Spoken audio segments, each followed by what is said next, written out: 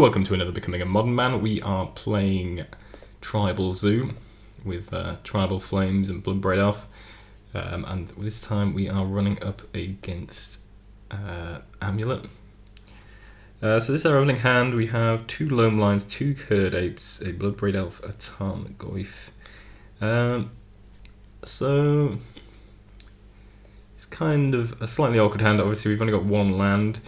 We do have plenty to do with just 1 mana, so I think I end up keeping this. I mean, obviously, once we draw a second land, we can do a bit more, but this hand is certainly playable with just 1 land. And hopefully the second land will be forthcoming.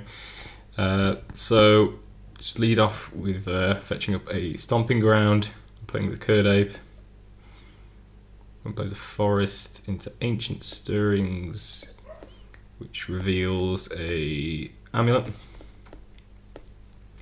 So fairly confident what he's doing on this at this point. We can attack him for 2 here, and unfortunately we didn't draw a second land, so we're going to have to drop a Curd Ape here. So if you can hear a dog in the background of this video, unfortunately my neighbour's dog has been left alone and doesn't seem to like that very much.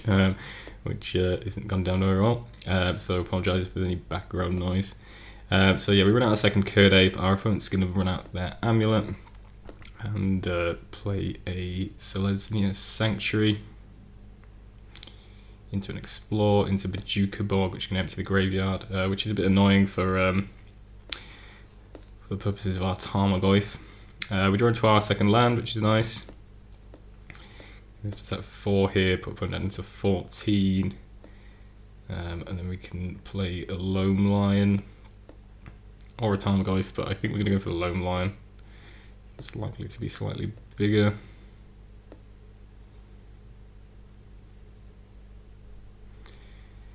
Playing the Stirrings, finding a Radiant Fountain, Boros Garrison.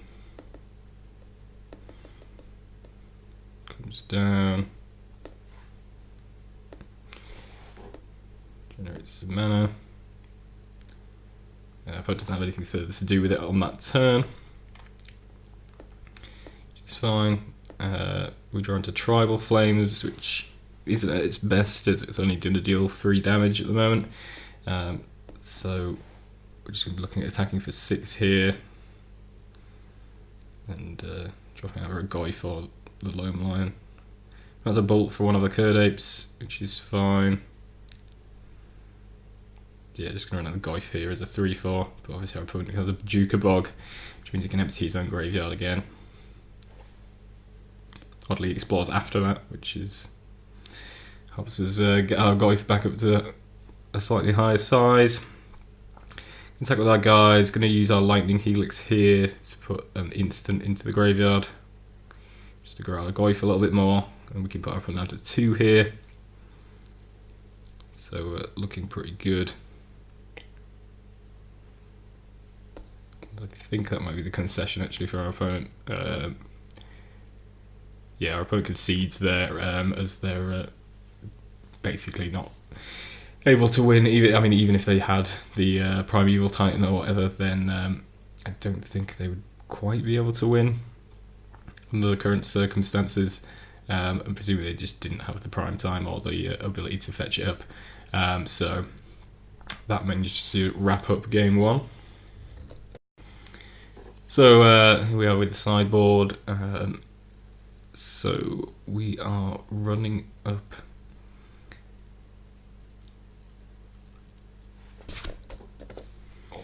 so we're playing against Amulet, sorry. So against Amulet, I guess we want the Ancient Grudges, just as ways to blow up Amulet. We don't really have a whole lot else we want to bring in. I guess we could use Molten Rain, potentially, but I don't know if that's just a bit too slow and clunky all around. I guess maybe this is a matchup where Molten Rain comes in, but I'm not sure. I don't think I brought those in. I definitely brought in the Ancient Grudges.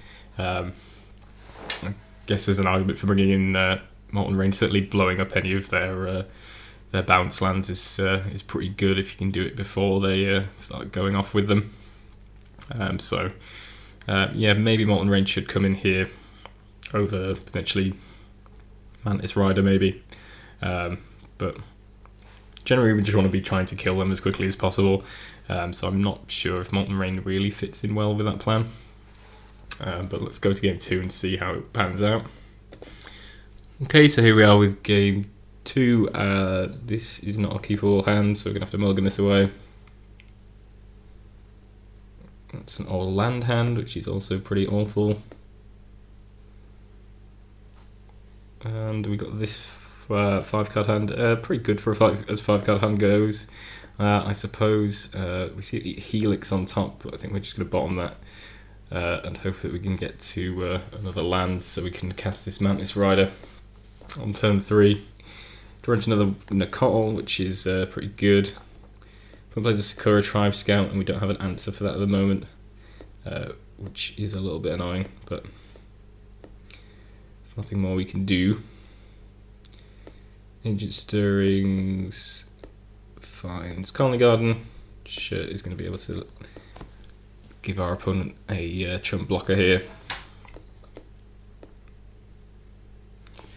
Next turn, or whenever he wishes, draw to another fetch land. So certainly things are going pretty well off of the Malta 5.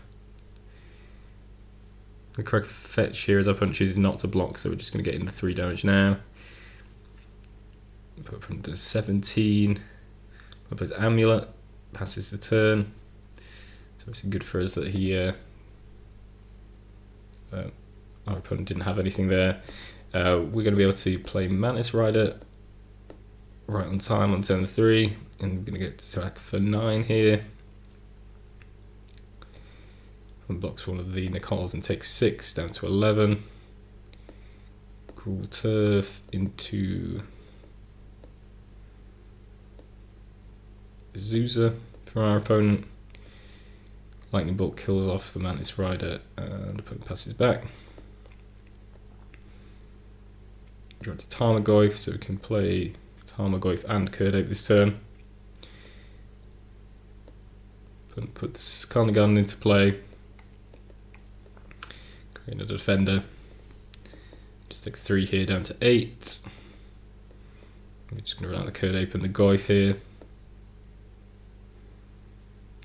It has a Simic Growth Chamber and can get up to 6 mana to make the Primeval Titan,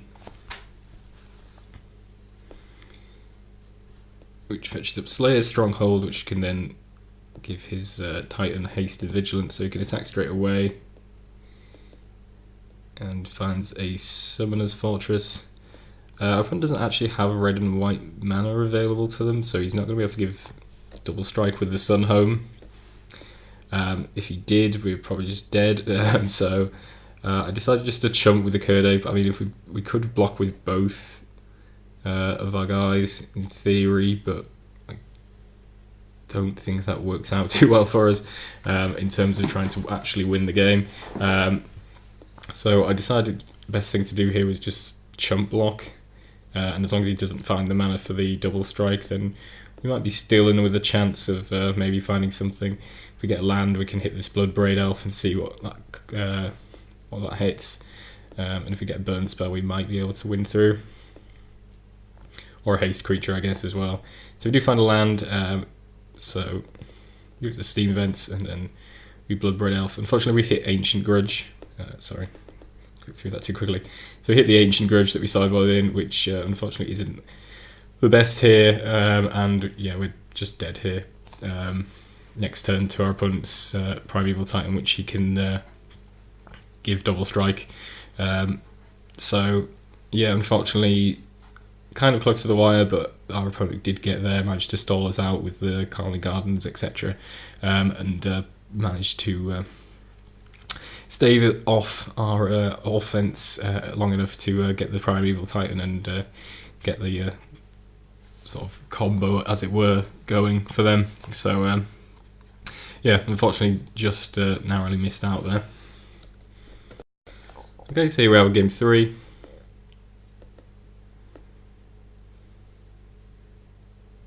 Oh, sorry. Okay, sorry though. So we have this opening hand, which is just a couple of burn spells and a bunch of lands, which isn't going to cut it. I don't think we need to beat down our opponent pretty quickly, and that's not going to work out nicely. This is a bit better. We have the Lone Lion, Mantis Rider, and the Tarmogoyf, and the Lightning Helix. So a lot more action and a lot more going on here. We also have 2 of the colours we need for Mantis Rider, so we just need a fetch to find the blue source to be able to cast that on turn 3. So fairly happy with that. And we scry and see a Windswept Heath on top, which works out pretty nicely as a way of casting Mantis Rider. So turn 1 Lone Lion, opponent plays Sakura Tribe Elder. Sorry, not Tribe Elder. So you said the Tribe Elder. This is Sakura Tribe Scout, which allows him to drop lands into play.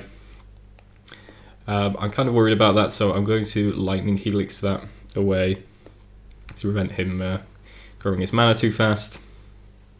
We can just attack for 2 here.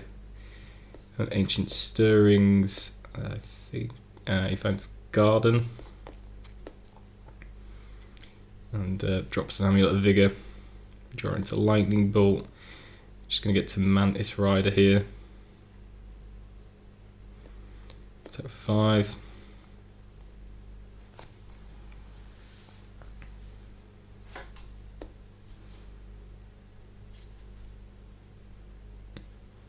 Ancient Stirrings.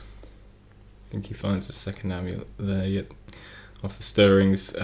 So double amulet is a kind of a crazy thing. It can produce a whole lot of mana and generally does some fairly ridiculous things.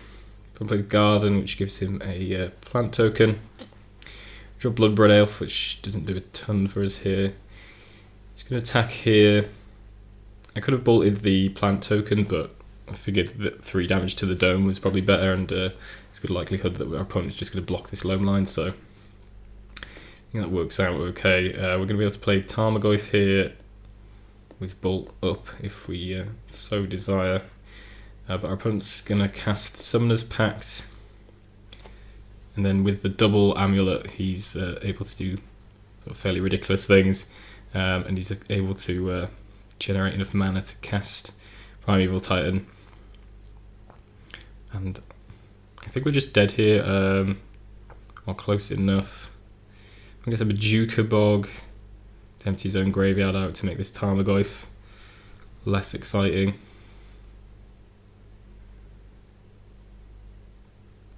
Oh yeah, the opponent happens to have a Thragtusk, and then he has double Bolt, which is pretty disgusting.